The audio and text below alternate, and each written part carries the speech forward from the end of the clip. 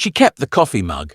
Not out of sentimentality, God no, not after everything, but because it was ceramic, heavy, imperfect, a chunk missing from the rim where it had slipped from her hands one rainy Tuesday, the day he said, "I just don't feel it anymore." She'd glued it back together, gold kintsugi lines, tracing the fracture not to hide the break, but to honour it. That mug sat on her desk now, filled with Earl Grey, steam curling like incense above her laptop. Outside her Brooklyn apartment, snow fell in slow, silent spirals. Inside, she typed the final line of her debut manuscript. The most transformative love stories aren't the ones that last, they're the ones that dismantle you, so you can rebuild yourself. Truer. 3 years ago, she couldn't have written that sentence. 3 years ago, she was still trying to earn his attention, cancelling plans with friends, shrinking her laugh, Googling, "how to be less needy," at 2 a.m., her phone light casting shadows under her eyes. His name was Elias. Charismatic, brilliant, emotionally allergic to vulnerability. He loved ideas more than people, especially when those people needed him to stay. He'd hold her fiercely after a nightmare, then disappear for 3 days without explanation, reappearing with a vintage poetry book and a kiss that tasted like apology and avoidance in equal measure. She mistook intensity for intimacy, mistook crisis for connection, mistook his returning for commitment. The breaking point wasn't dramatic. No infidelity, no shouting match, just a quiet Sunday morning.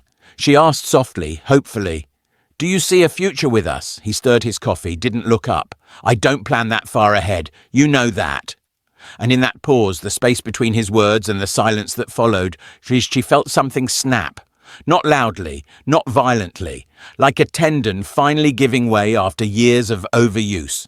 He didn't shatter her all at once. He broke her in increments. The time he forgot her promotion dinner, blaming a last-minute work crisis. She later saw his Instagram story kayaking with friends, laughing, sunlight on his shoulders. The way he'd say, "You're overreacting," when she cried. Turning her pain into a problem to be managed, not a feeling to be held.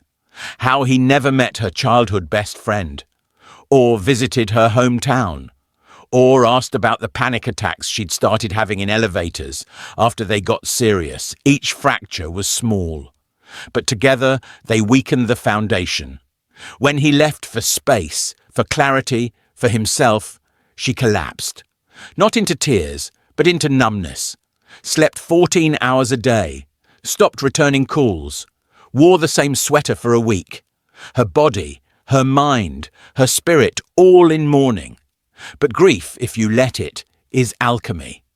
In therapy, she learned the word trauma bonding, the addictive loop of chaos, reprieve, hope, collapse. She learned that loving someone who can't consistently show up doesn't make you weak. It makes you human, wired for connection, even when it hurts.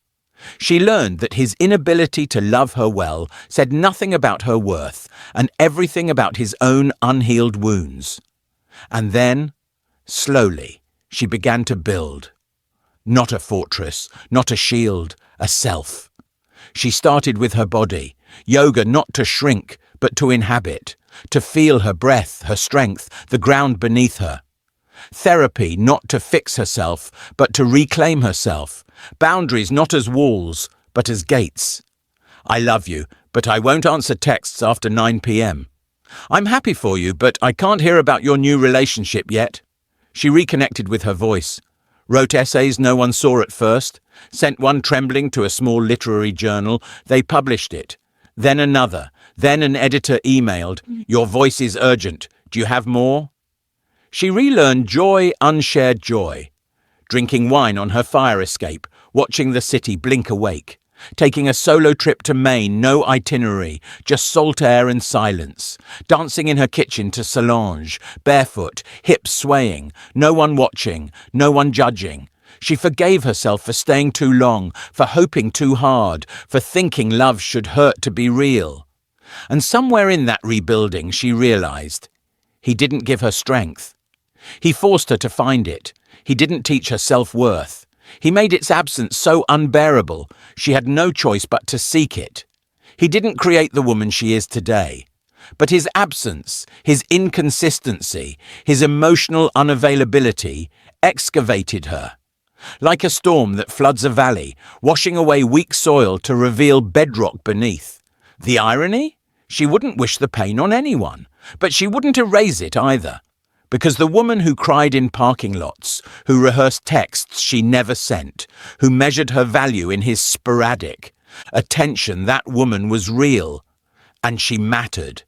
But the woman who sits now, steam rising from her kintsugi mug, signing a book deal about resilience and reclamation, that woman, she was forged in the fire he lit and walked away from. She doesn't hate him.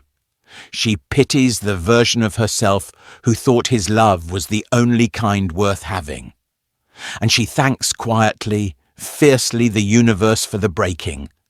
Not because it was kind, but because it was true. Sometimes the people who break us don't do it with malice. They do it with their own brokenness, unaware, unready, unwilling to heal. And in their leaving, they leave behind the most unexpected gift, the space to finally meet yourself. He broke you, yes, but in the rubble, you found your spine, your voice, your unshakable, quiet, golden yes. And that woman, she doesn't need saving. She's the one who saves others now by simply being proof.